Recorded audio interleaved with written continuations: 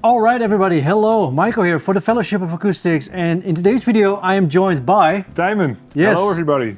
Our lovely Timon from the marketing department has joined us for this video because why not? He's a great guy. He can play some guitar and he has some knowledge. So A bit. before we dive into anything, let me explain what we're going to do. Today's video is going to be about Eastman guitars, and in particular, we're going to be comparing Eastman guitars to the guitar that they're based on, you could say, because Eastman makes a lot of different models. There are a lot of models in the store as well, electric, acoustic, and they're usually based on, well, something that a lot of brands do, a Les Paul, a 335, 330s. We're gonna look at a lot of them and we're just gonna pick a few and we're gonna do a comparison between either a Gibson and a Martin compared to the Eastman counterpart, just to say. And finally, we actually have some very nice inside information and inside footage because one of our colleagues, Wessel, actually went to Beijing to the workshop of Eastman a few months ago. I think 1 or 2 months ago. So we're gonna have a sneak peek in there. And before we dive in, actually, let's cut to Wessel right now, explaining a little bit about what this beautiful workshop looks like. Well, the whole idea started with my travel plans. I was going to visit family in China. They're in the very south of China. But knowing that I am going to go to China, I wanted to visit the workshop of Eastman as well. Yeah. So talk me through your experience when you first arrived. So what do you see there? So there is, like you said, there is a certain idea that people have about guitar factories in China, or maybe in the East in general. What did you see there at the Eastman workshop? You basically roll up on a very old industrial, beautiful, like everything you imagine from an old industrial factory is where the Eastman workshop is housed in. And as well, with the snow in Beijing, it made an especially nice scenery. But to put that aside, just walk up on a lot, see everything. You'll see it in the videos as well. The first thing I noticed was all the tiny industrial windows of the building that they're in, which is amazing. And you can already peek in and you see everyone working. They smiled and waved at us. People crossing, people going from one building to the other because they're pretty much different buildings throughout the entire vicinity, so to say. And we were welcomed by our guide, Eddie. Amazing, friendly guy, well, pretty much offered a cup of coffee and they said, let's get the show on the road. And the Beijing factory, that's where they make all the archtop guitars and the electric guitars, as well as mandolins, uprights, and cellos as well. But for me, of course, the guitars and the mandolins were most interesting, and these are all made in this workshop. So where are the acoustics made then? Is it a different part, or also close to Beijing, or somewhere else? Or? Yeah, so it's all close to Beijing, but this is Chinese standards of close. I could have probably crossed the Netherlands 2 times to get from one factory to another factory. The distances are rather large. The other factory is in Bassao, which is close to Beijing, but a complete different facility. What was your impression of the workmanship? How high of a quality are we talking about there? Well, of course, they do a lot of pre-cutting necks, as well bridges, saddles. A lot of these things, they of course are pre-cut by CNC machines, and this is standard on high-end boutique guitars as well. They do this everywhere, so it's definitely good to see that. But every product, every part of the guitar that's made by a CNC machine is touched by their skilled luthiers as well. There, and you can see the bracings are all altered by hand. They're all voiced by hand, and everything is done traditionally, like you'd see in a crafty small shop as well as this massive shop. I forgot the numbers; they escaped the top of my head. You can ask anyone over at Eastman, I'm sure, but they make a huge amount of guitars. But every guitar is touched in the process by a group of skilled luthiers. And another thing, in Wessel, where they make all the acoustic guitars, they have a special section, and this is pretty much in their office. So where they do all the sales and the shipment and everything globally. They have this section upstairs, the boutique area, so to say, where they make all the touchstone guitars. Now as well, the Down E series from Bourgeois, I think, are being built there. But this is a small space, really small, where only a handful of most skilled luthiers work. In a very dedicated room where all the best woods are kept, and of course the nicest guitars are being built and hand carved, etc. So that's really true. So you've all been entertained by the lovely Wessel builds and the lovely images that he shot. We're going to start off in this corner. This is the electric guitar. Well, the entire department downstairs here is the electric guitar department. But this is where our Les Pauls and 335s are. Tijmen, Yeah. if you had to grab something off the wall here Yeah. with the label Eastman on it, what would you grab? Well, this wall has a lot of Gibsons, as True. I can see. Let me take a quick sneak peek here.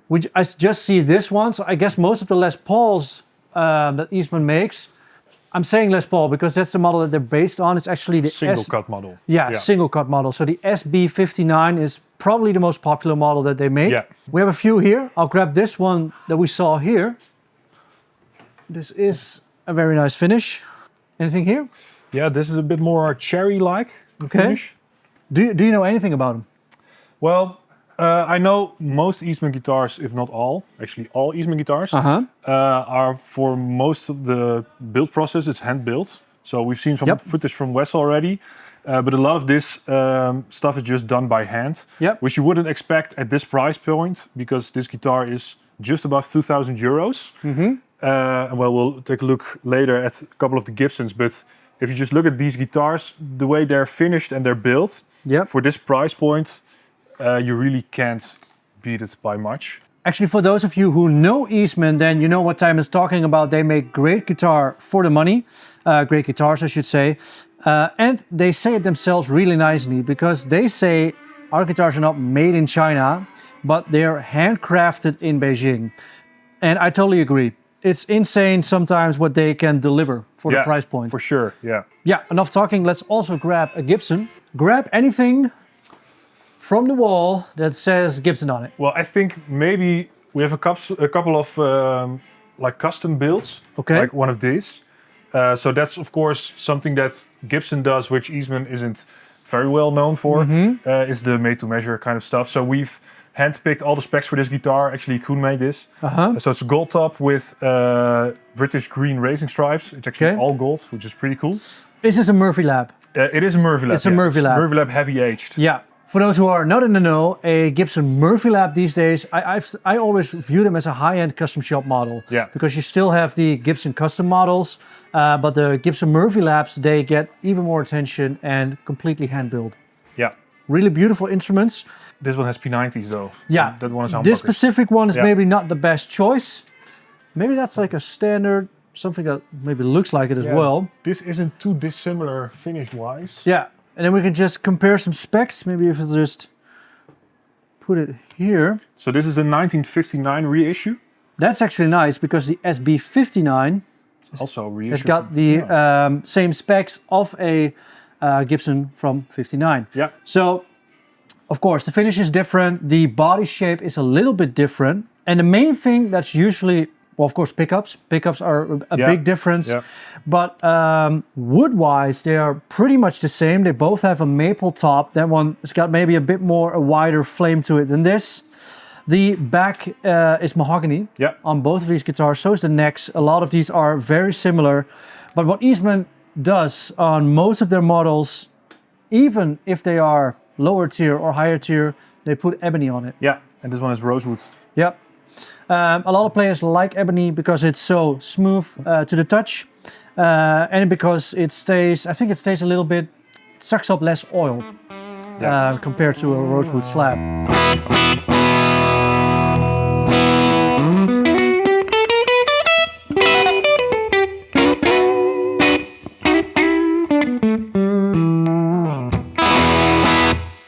First impressions? Big open sound. Big open sound. I think these are custom buckers, which aren't too hot. So they're kind of spec'd like a 59, which I quite like, because you have a lot of dynamics still and not too hot that you only have a lot of punch. Custom buckers, yeah, they sound really open. I do think they sound quite bright. I really had to tune the amp down, treble and presence-wise. It plays like a dream, but that's a setup thing. Yeah. I think we have to thank Erwin upstairs for that. So thanks, Erwin, or Martin, or any of the other guys. Next up. So this one has two Seymour Duncan 59 pickups. Seymour Duncan 59, a classic pickup. So they should be spec'd as well, like a 1959 kind of sound.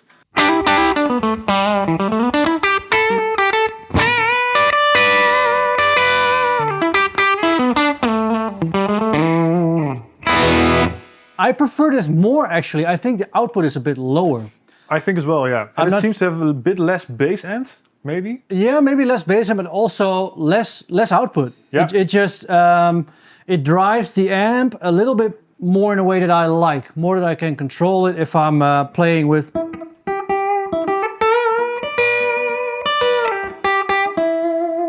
Like with my fingers, the volume is still completely open, but it sounds kind of clean. Yeah. And I felt like the other one was just a bit hotter. Yeah. You want to hold them as well? Maybe just quickly give us a little bit of your just from insights. A weight comparison already, this one is much lighter actually than the. This one is a bit more bottom heavy. Yeah. Because the body's a bit.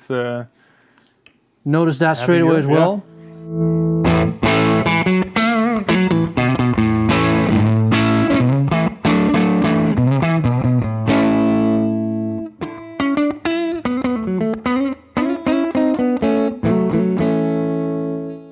Plays nice, it sounds nice, and for only 2,000 euros. Yeah, honestly, I felt like the neck was really well done as well. I do find, I think this is one on the higher end of the Eastman price range. Sometimes I've held cheaper ones that you could just feel it was a bit more of a budget guitar on the frets, on the fret ends, but this feels really good. I really liked it. And even on like the details of the binding and stuff, yeah, more often than not in this price point you can see some imperfections. And with this, the quality standard is pretty high. Yeah. And of course you would expect that from the Gibson, but to get it on this sort of price ranges is really nice as well. That being said, I like the sound of the 59s a little bit more, but the feel of this is instantly. It just clicks. We've talked a lot about these first two, and these are only the first two. So let's move on to another batch of guitars. Yeah, a couple of things that I particularly remember was, one of the first things we saw coming up there was the stock of wood that they have. So they have insane amounts of woods. They're all drying, mainly outside because the climate's pretty good for that. Close to the wood stocks, to the wood pile, they have the thermal curing machines. So this is an entire process from outside to inside. They thermal cure all the woods there. So they have massive machines. You'll see it in the video as well, where they're curing the wood for that. Another thing that really stuck to me was the beautiful light in the workshop. Through all these industrial windows, they work in a beautiful light, and they have their own work location. They have plants everywhere. They have personal belongings, so you can really see that everyone working there, they really have a good time being there. It really feels like they're their own place, and on top of that, it is an actual family. Most of the people that work there are related. They're from that town, they're friends. So it's a really tight knit. You can really tell that when you walk around there. They get along very well with each other, and they're having a lot of fun in what they're doing. So that's very amazing to see. Right, so we've arrived in the little practice corner, where we have some rooms to try out those guitars as well, but hey, we work here, so we can try them out in the store. Either way, there are some nice 330s here. I'm saying 330s. These are actually the Eastman equivalent of that. So, P90s. P90s is what makes the Gibson equivalent of this a 330. And I think this is a nice guitar to grab because it's a T59 V. V standing for varnish. And it has to do with the finish and the fact that it's slightly relic. This is actually something Pepijn het Hart himself told me from Eastman Guitars. This is the relic version of maybe a Gibson Murphy Lab. Yeah. Still though, there's a big price difference. And of course, it might be a hard comparison, but it might also be an interesting one. So I'd say let's just grab this one. Yeah. And then see if we can find a Gibson 335. If possible, a Murphy Lab. I think we have some. Okay. It should be. So this actually shouldn't hang here because this is a vintage 345. Yeah. This one is from 1968. So this is basically what the Murphy Lab is trying to recreate. So we can't pick this one because it would be unfair. It would be quite unfair. But we do have some Murphy Labs. This is a pretty interesting one. This is the B.B. King Rumble the Jungle. Oh yeah. That we still have actually. It's also a 345, so that's slightly different, so as well. Specs. This one should be quite similar. This is a 1959 ES335. A 59. Yeah. Completely different finish though. But spec-wise, it should be the same again with laminated maple top.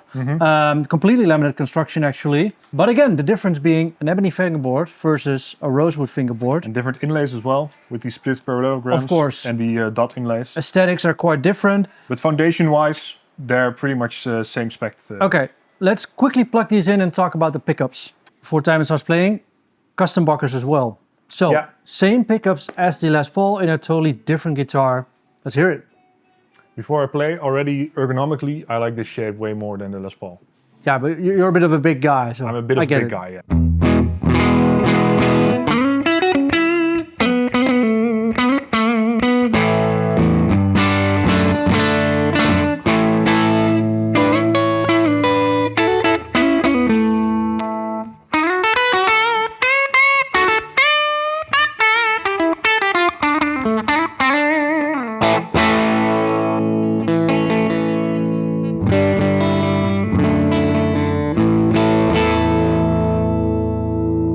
I like the sound of this. Plays really nice. You can really feel the crackling in the neck here. Yeah. Is that something that bothers you, or is it something like gives you points of reference? Well, it does give that really vintage like feel. Because normally you see sometimes like on Fenders, you see the neck totally stripped off, the lacquer. Yeah. Which kind of feels unnatural to me, and this really feels really authentic, just because the small crackling in there, but which I really like. So I'm really interested to see how that one would compare. Yeah.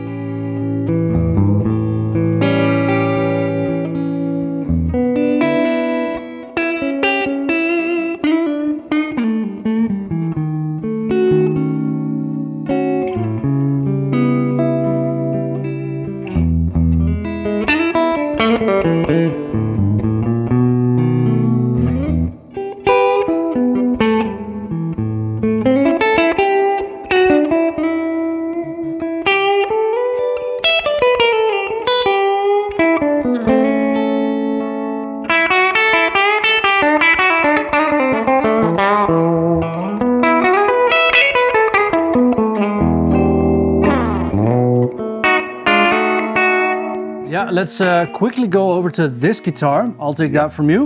And then we can take this one. This one actually has some of my favorite pickups in them. Lollar pickups. These are the custom wound Imperials. Yeah.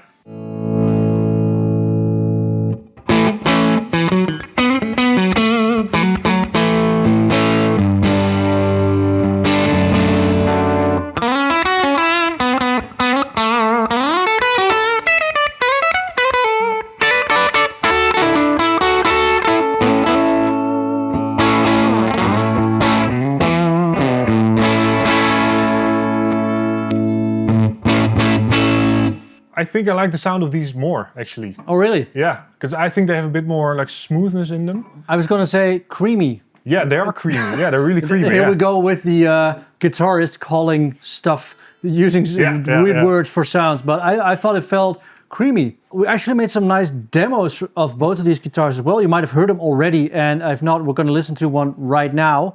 And while we're playing that demo, we're also going to be going back to the workshop in Beijing for some more nice footage on how they built these beauties.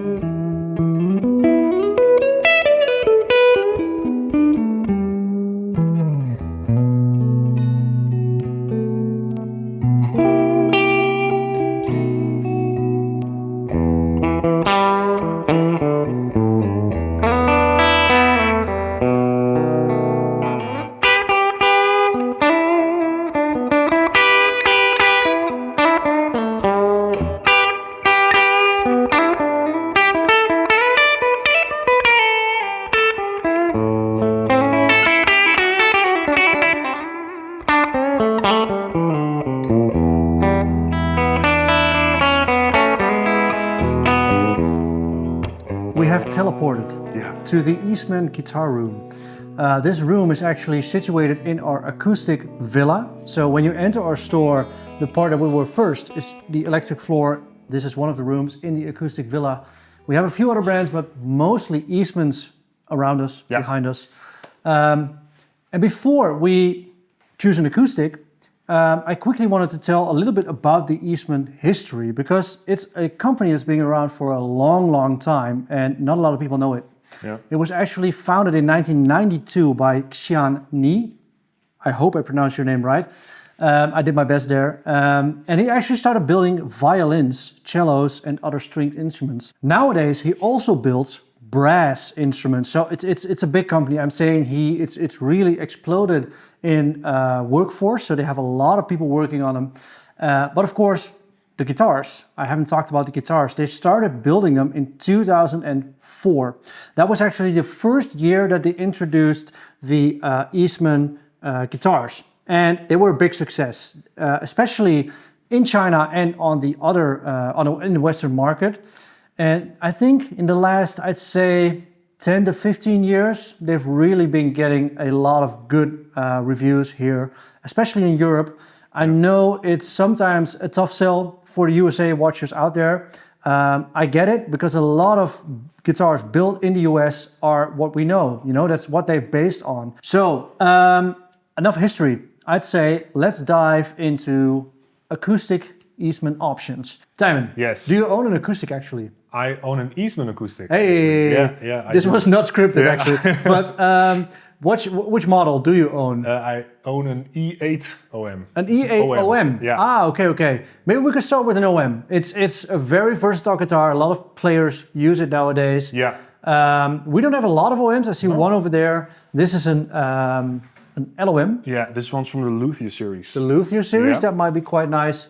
Or an E10 OM. I think the Luthier series is pretty cool, but in today's video I want to highlight classic models, and this is more of the standard. This is probably an OM18, because mahogany, beautiful set of mahogany actually, spruce top. Yeah, and all solid woods as well. All solid woods. That was the first thing that surprised me with Eastman in the past, because, well, this one's 1,800 euros. Yeah, it's also thermal cured though, so the top has been treated with a thermal cure.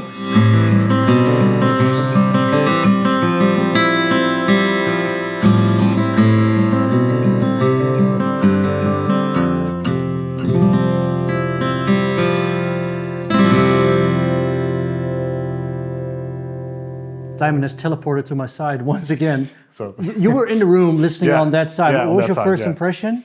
It sounds like an acoustic, which is great. Okay. And it also, I think the volume that comes from it, maybe because of the thermocure top, but you really weren't attacking the strings that hard. That's true. And still, there was a lot of volume that came out of the guitar. There was a lot of opening. Yeah. I think it sounded pretty open as well, especially, well, I haven't really played. I always like to play a C with a G in the bass. It sounds fat on a lot of OMs. It's my go-to chord to try a guitar. What I really like about Eastman guitars, at this price point is the details in the build quality. I think there's a bit of a difference between the acoustics and the electrics. For me personally, nowadays I play more acoustic as well, but these edges just feel really smooth. They're well rounded. I think it's a great guitar for the price. Can we just grab an OM that's not an Eastman as well? Quick little detail, we've just grabbed a Martin Standard Refresh 00018 because even though the Eastman E10 OM is called OM, the skill length is actually the same as a 00018. Yeah, let's just quickly listen to this one, the Standard Refresh from, I think it's 2025.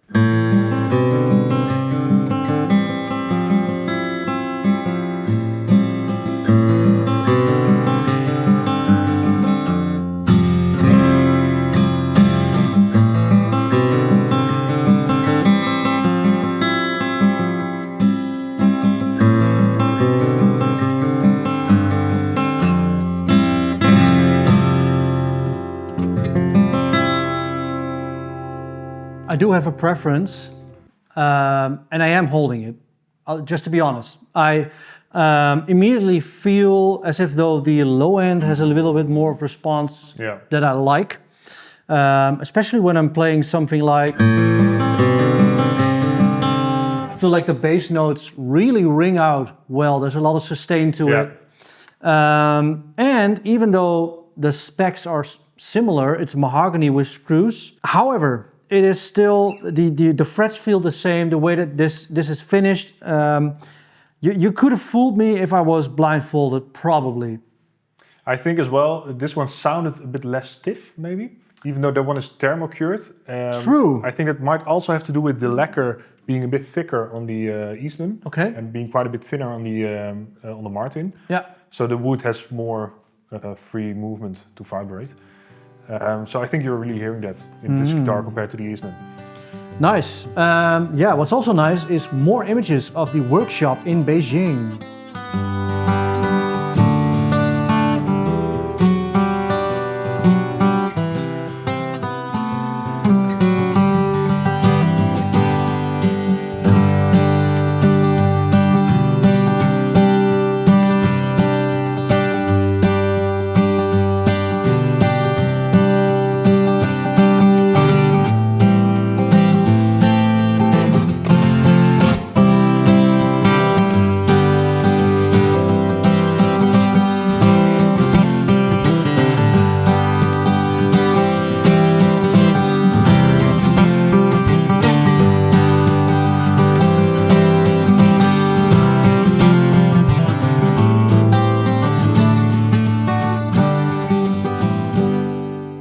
Thank you, Wessel. Yeah, so we've checked out some Eastmans now. From all the guitars that are hanging here, all the different models. What's your kind of preferences? What's your favorite model over here? Maybe a dreadnought. Okay, because that's where the acoustic guitar of these days is all based on the Martin dreadnought. So this is a E8D. Yeah, an E8D. So compared to the E8 OM we just had, this is pretty much same spec-wise, just different body shape. Okay. This one has rosewood back and sides instead of mahogany though. I can feel the weight instantly, but for some reason on a D, I don't mind that much. So, okay, let's check this out.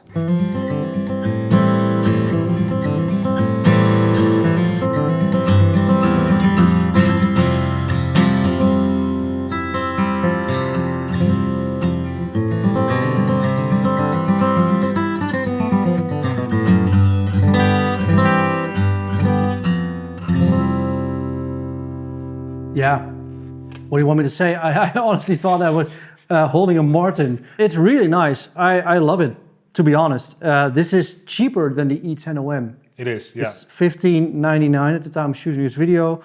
Also, this one has a Sitka top. And we also have one step up from the E8. We have the E20D, which is hanging over here. So that one's got an Adirondack top. Yeah, so this is pretty much one step up from the E8. Okay. So it has rosewood back and sides as well, but this one has an Adirondack top instead of the E8 we just had. Sitka, yeah. Yeah, still herringbone, purfling and stuff. But for bluegrass players, Adirondack is really the way to go for most players.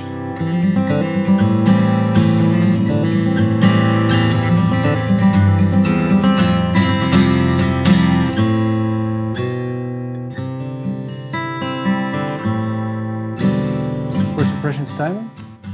I actually like the other one more. Okay. But for like the playing style you have, I Yeah. think for strumming that one had a bit more like openness. And this one has a bit more punch. So I Yeah. think for flat pickers this is probably better. I do like the way this plays. It just feels really good. I'm not sure if the specs are completely the same. I didn't notice big differences. It plays nicely, but I have to agree with Timon. I do think I liked the E8 a little bit more in the room over here. Yeah.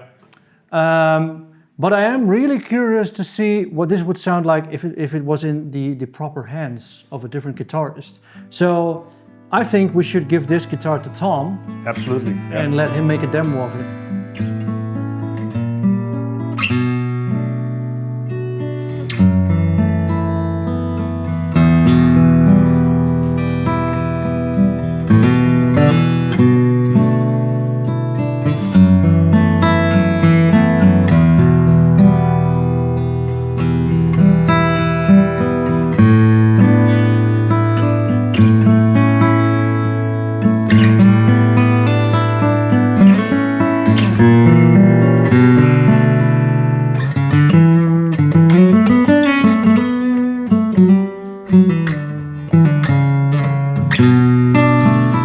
We've teleported to another room. Once again.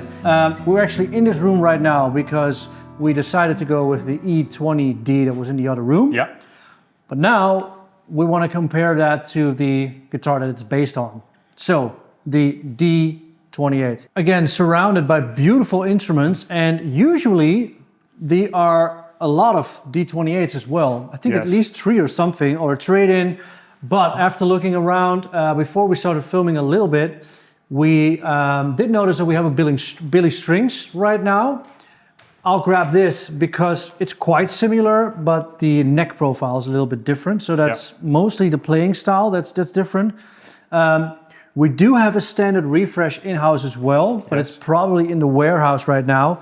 And we already made a nice demo of that with Tom, so we'll check that in a little bit. But let's first see what this Billy Strings sounds like. Yeah, let's go.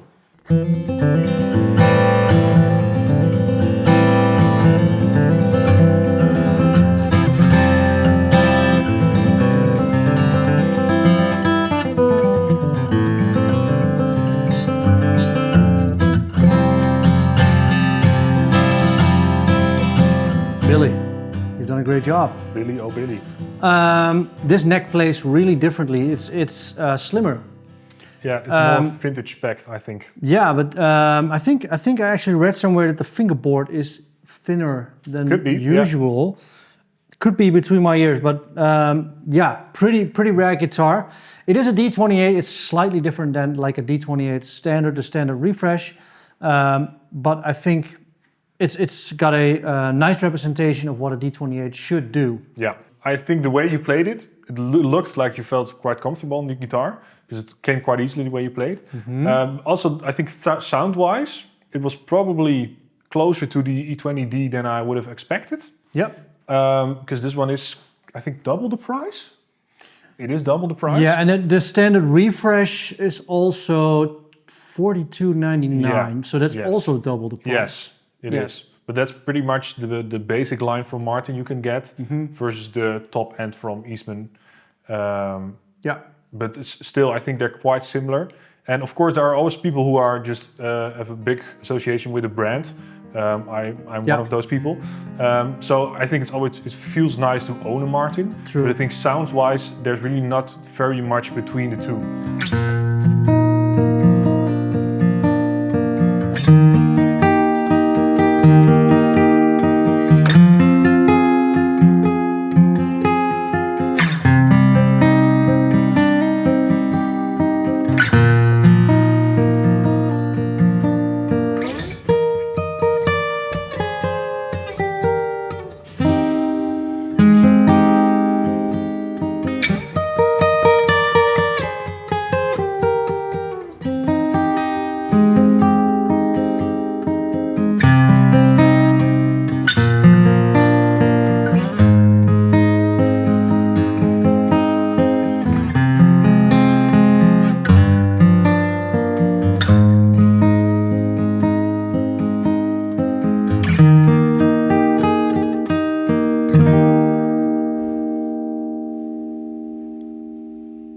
I think we should leave it at that, right? Yeah, yeah.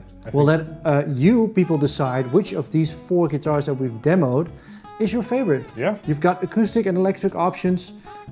Which is your favorite? Which is my favorite? Ooh, if I would have to choose between the guitars that I've played today, it's one that we didn't shoot a demo of with Tom, but I like the OM the most. Yeah? Okay. Yeah. The E10 OM, if I had to choose one from Eastman, really good guitar. Really like that. Good choice. Yeah. You? I really like the 59 Varnish, the ES335 type. With the Lawler pickups. Yeah, with the Lawler pickups. Great choice as well. Sounded really great, yeah. All right. And with great sounds, great ideas, great videos, and great tall Dutchman, we're going to end this video, and we hope you all enjoyed, and see you in the next one. Thanks for watching. You.